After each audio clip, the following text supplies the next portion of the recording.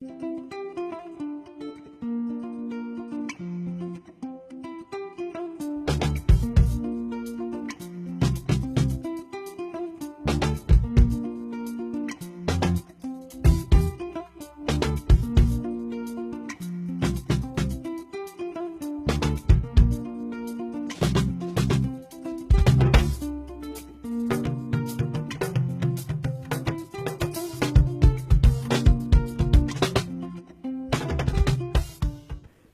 and welcome to another edition of The Checkpoint.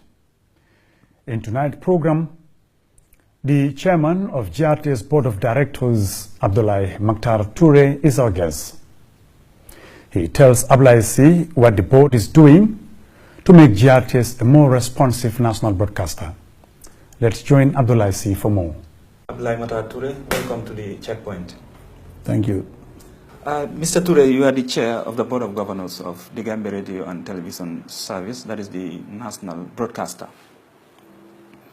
What has it been, the transition from the past government to this government for GRTS? Well, thank you for having me on Checkpoint. That's a good starting point, but maybe I want to go back a bit in terms of giving the genesis of GRTS. The whole idea of establishing GRTS predated the previous government. It was conceptualized in the 1992-93 by under the government of Sadala Jawara.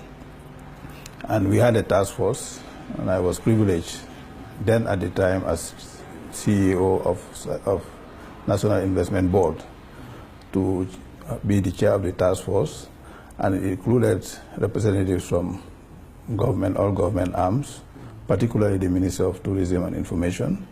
Okay, just to get it right, when you say GRTS, what you are explaining, you mean the television side?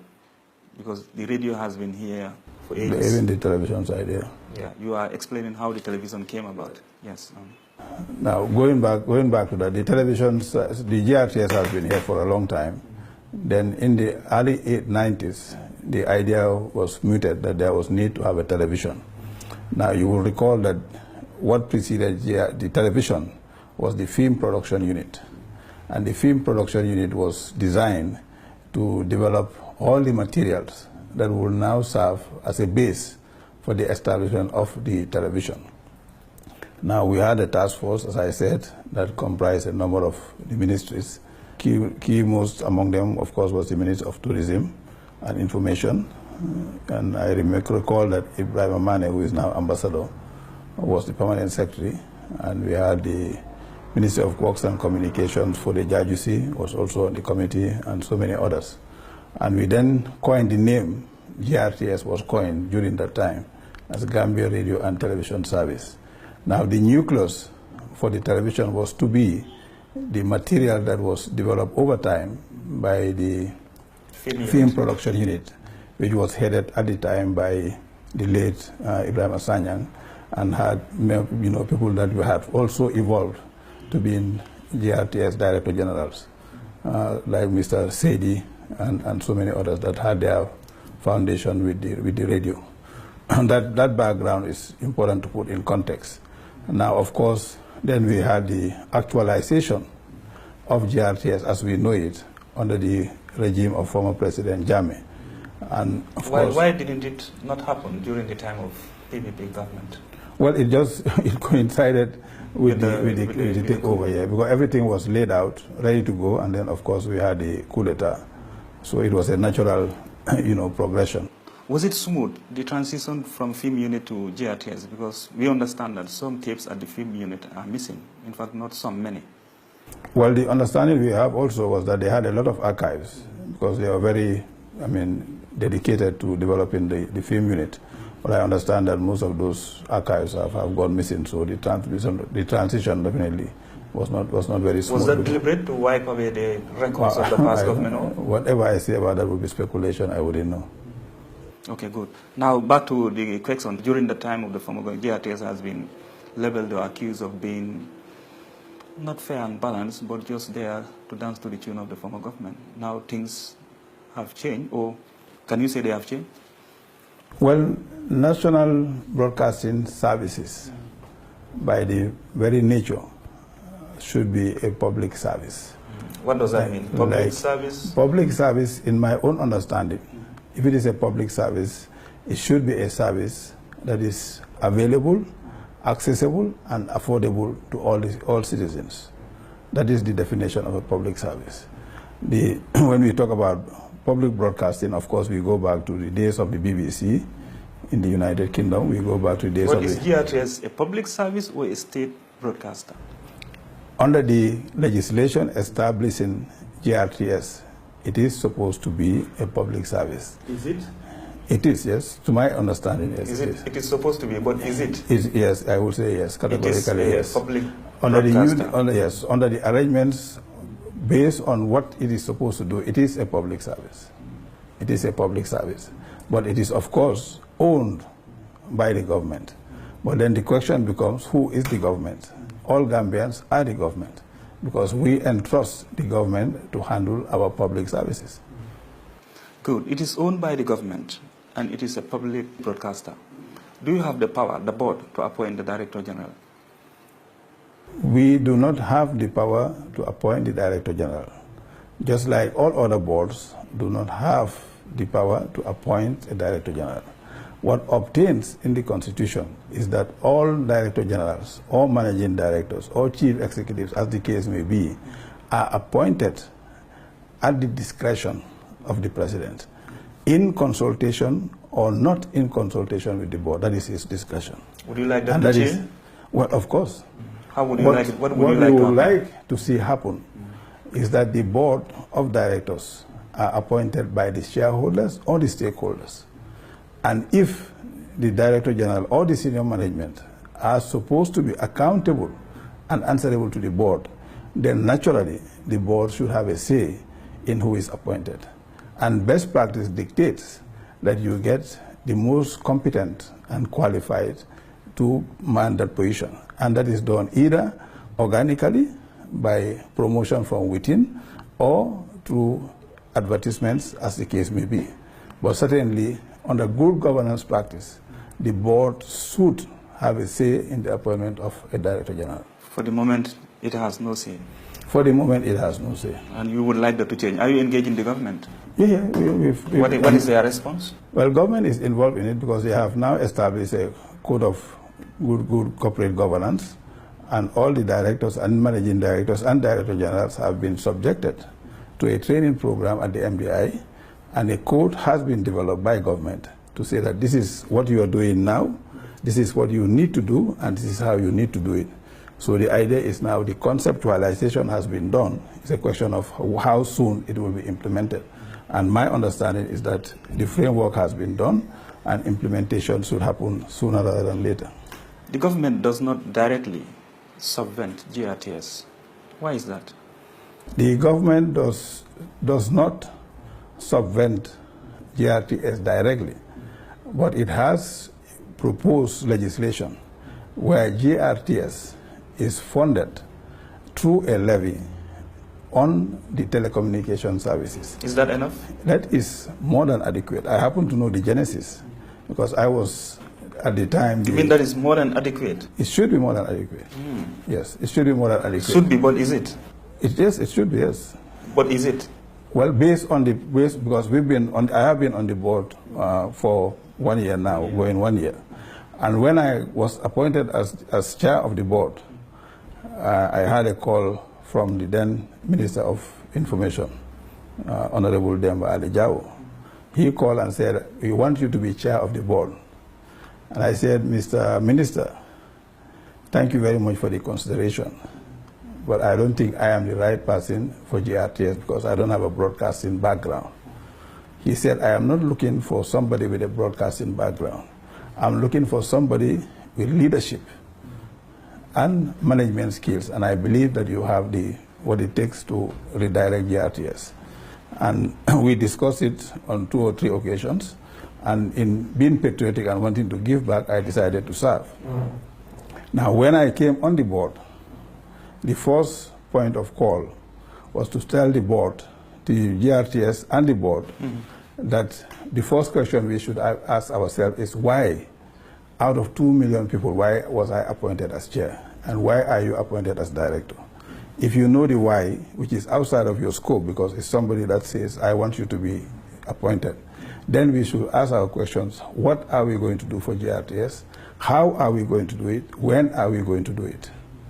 And when we met, for the first time, I was informed that the GRTS budget was approved before the start of the financial year. And when we came in, the first thing we said was, what are our revenue streams? And we quantified our revenue streams. And then we said, what are our expenses? Operational expenses, direct expenses, discretionary expenses. And we quantified that. And we insisted that we must have a balanced budget. And that certainly was achieved.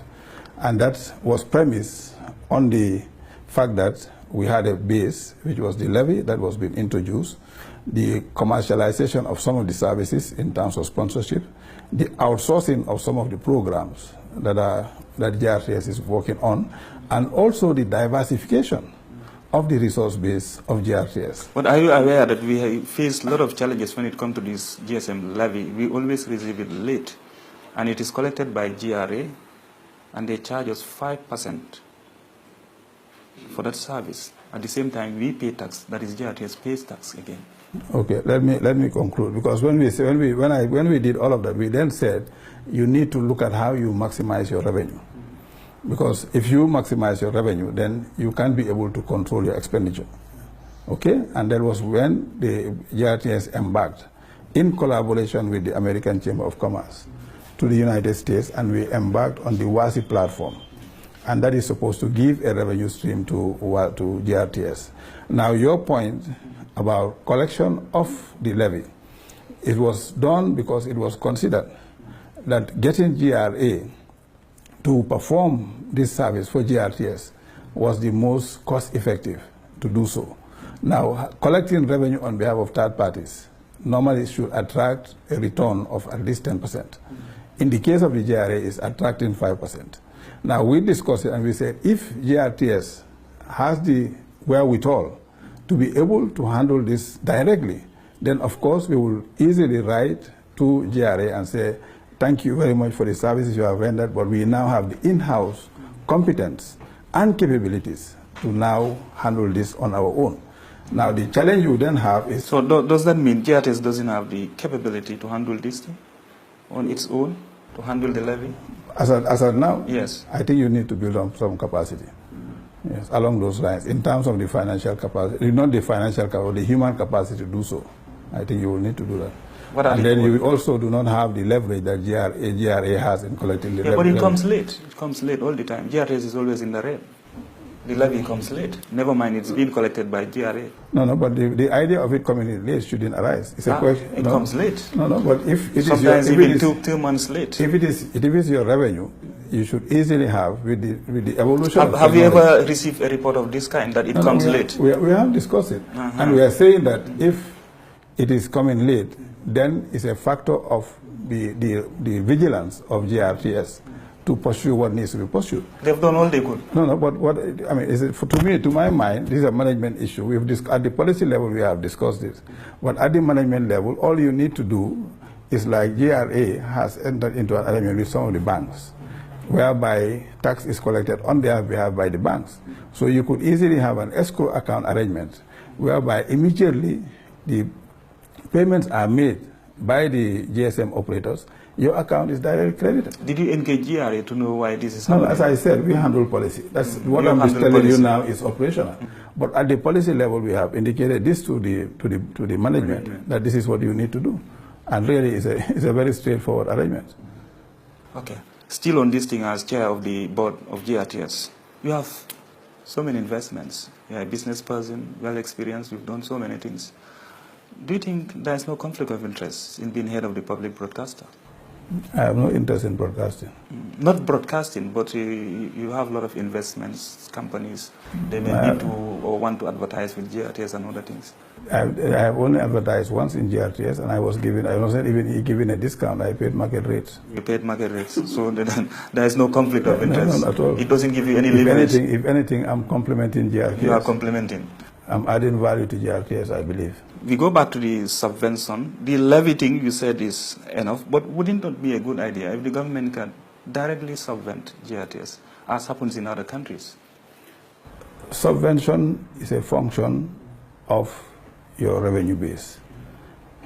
If you are doing a service and you are not commercialized and you don't have any cause for cross-subsidization of your activities, then there is a base for subsidy.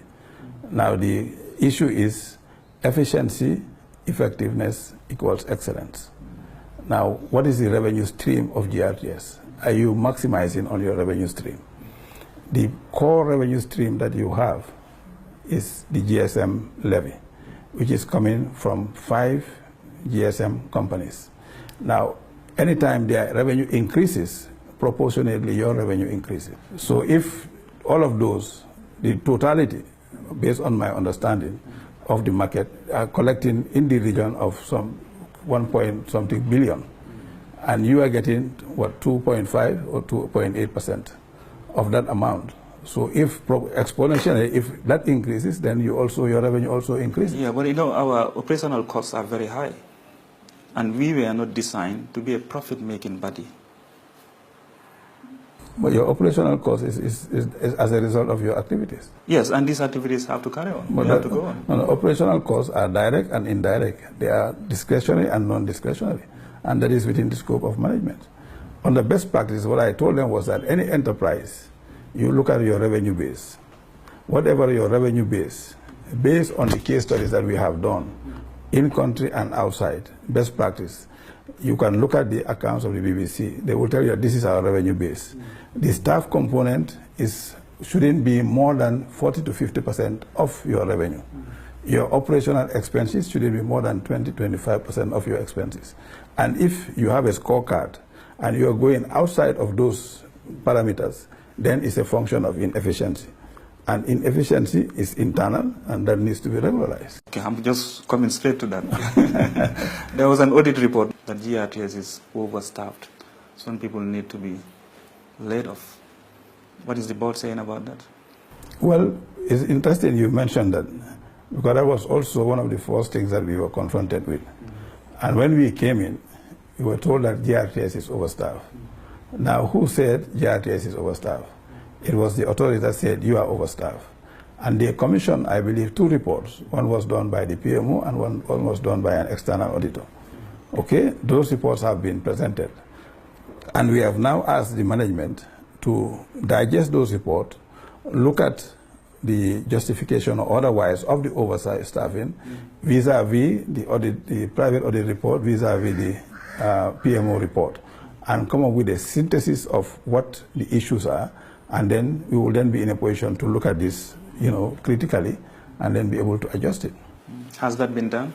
No, the idea is that process is now being internalized, and the understanding is that we should have a retreat on the strategic plan, which will bring in all those elements by September. So is it a possibility that there will be some retrenchment? Well, off the cuff, it's difficult to tell. There is this debate going on around the world that, judging by the media landscape changing, online and private media coming up, there is no need for a public broadcaster. Do you say the same view? I beg to differ. I beg to differ in the sense that what all jurisdictions have a duty of care and a responsibility to inform, educate, and communicate with their population in an all-inclusive, independent, and bipartisan manner. So if you look at the history of public broadcasting stations, in fact, if anything, they have now been established to be far more relevant than they were in the past. Because, of course, you're hearing about what is happening on the new media landscape, the advent of fake news. So fake news normally doesn't originate from public broadcasters. So I think for me, they are as relevant as they were before. So that argument for you is null and void. No, I think. But others are arguing that public broadcasters give advantage to the government, to the people in power. They give the narrative of the people in power. Well, by the very word of public, to me, public means all of us.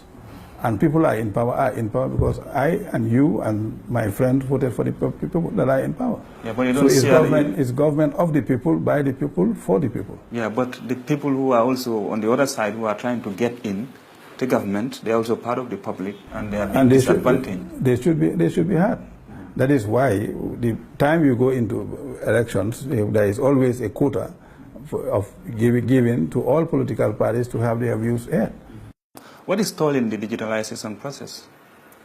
The digitalization process has been stalled on the basis of the fact that we know that the previous government had given out a contract to ESCAF in Senegal, and that was imposed on GRTS. It was not the making of GRTS. When we came in, we saw the program and we said, this is not of our making. The GRTS board, even at that time, and the management at that time did not have a say. So it was something that was imposed and is a subject of the commission, and we have said that we need to open this up. The information we have is that that contract has been cancelled, and we are now looking at how we can go through the due process of re-engaging a party that is in a position to deliver on the digitalization, bearing in mind that we should make the transition, I believe, by the end of next year. Yeah. Did you take into consideration the cost of digitalization? If anything, it should be more affordable. It should be more affordable. The fact that you are moving from analog to digital presupposes that you will have cost efficiencies, and therefore the quality will be better and the cost will be more affordable. Do you look at the impact on the general population that they need to buy digital gadgets?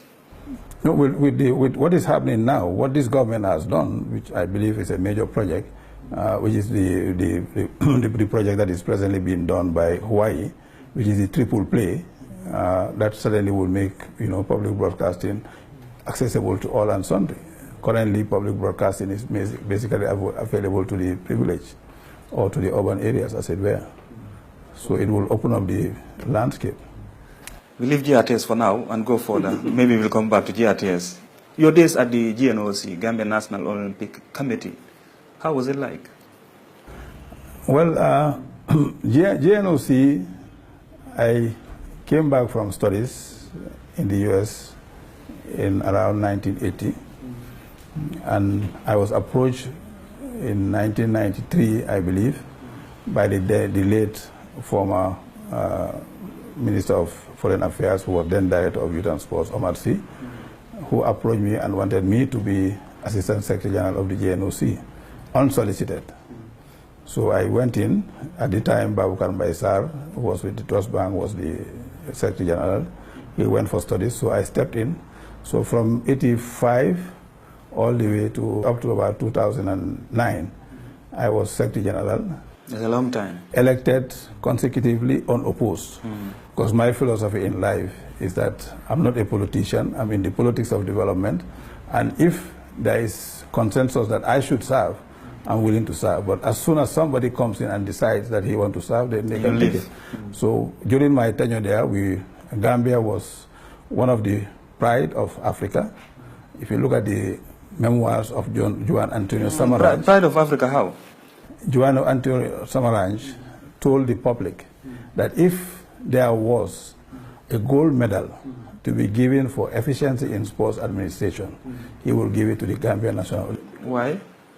Because we were extremely professional and we made our mark on the international scene. Omar Sy, of course, was a household name in sports. Had it not been for the call of duty to be Minister of External Affairs, he was suddenly going to be the president of CAF. And there is a letter from John Avalanche to that effect, that he wanted him as president of CAF, and he only decided not to take the position because of the ministerial position. Yeah, but did that translate into grassroots development? Did Gambia do well in sports? Yes. Gambia is not on the world map when it comes to sports. Yes, we are on the world map. How? I'll tell you. When we came in, we made sure that our athletes were scholar athletes. Okay? I went to Morehouse College. That's the college that's Martin Luther King Jr. attended. When we came in, I have 4 athletes that went on athletic scholarship to Morehouse College. Lamin Drame Soap, Ansu Sow, Swaibu Sane, graduated from Morehouse. The other Lamin Drame, because of sports, he rose. But no gold medals. No, listen, I'm coming. He rose to be vice president of USAID in the United States.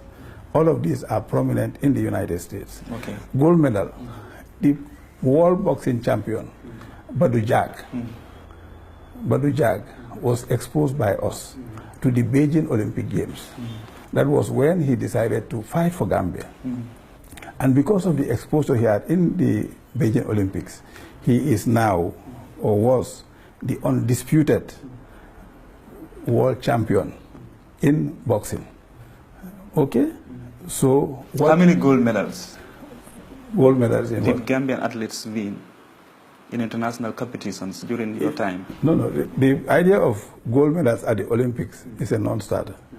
Of the 203 countries that have competed in the Olympics since it was founded by Père de Coubertin over 150 years ago, Frenchman. Okay, only 30 countries have won gold medals. Yeah, still in that period. Yeah, still we come back. We understand that, but then we understand that philosophy. But now we're asking, how many gold medals for Gambia throughout your time?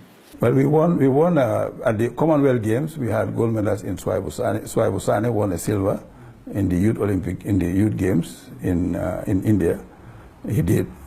So that is the only one that I can recall. In the African Games, they have won some medals. They've won some medals. What the point I am making is that sports should not be seen in isolation, because the shortest career you can have in any profession is sports. Okay, so what we try to do was to inculcate the holistic personality in sports, and try to get people to have a life after sports. And the people that I have mentioned to you now are making an impact in after sports in all jurisdictions. You lost to Langton Montamba. I did not contest. You did not? No. You withdrew? Yes. You withdrew? Yes. So because you knew or you thought he would win? No, because as I told you, when I was going in, I went on the premise that all the associations wanted me as president. Okay, Lang Trombong was not even in the Olympic movement at the time. But you should have faced competition. No. That's what I said. I have enough on my plate that I don't need to compete for public office. If he didn't come, you would have been president, not so. If Lang didn't surface. I was, Mr. C, I was elected, not president of Gambia. I was the vice president for all of Africa for the Commonwealth Games. I did not contest. I was the chairman of the Marketing Commission for Anokwa. I did not compete. I was given an order of merit. I'm the only Gambian that has received an order of merit, both from the International Olympic Committee and from the Commonwealth Games. Any major sporting facilities that came as a result of you being there in the Gambia here? Oh, yes. When we were there, okay, the IOC had a capacity building program. The head office of the JNOC was built by the IOC. The Bio Semigajane sporting complex in Serekunda was built under our tutelage. If you go to all the provinces, all the provincial towns, there is a mini stadium that came under our watch. Yeah, but those ones are not up to standard mini stadium. No, but there is continuity in administration. We started it. It was for the subsequent, committee to take it to the next level. We planted the seed. So when you plant a seed, somebody has to water the seed and take it to the next level.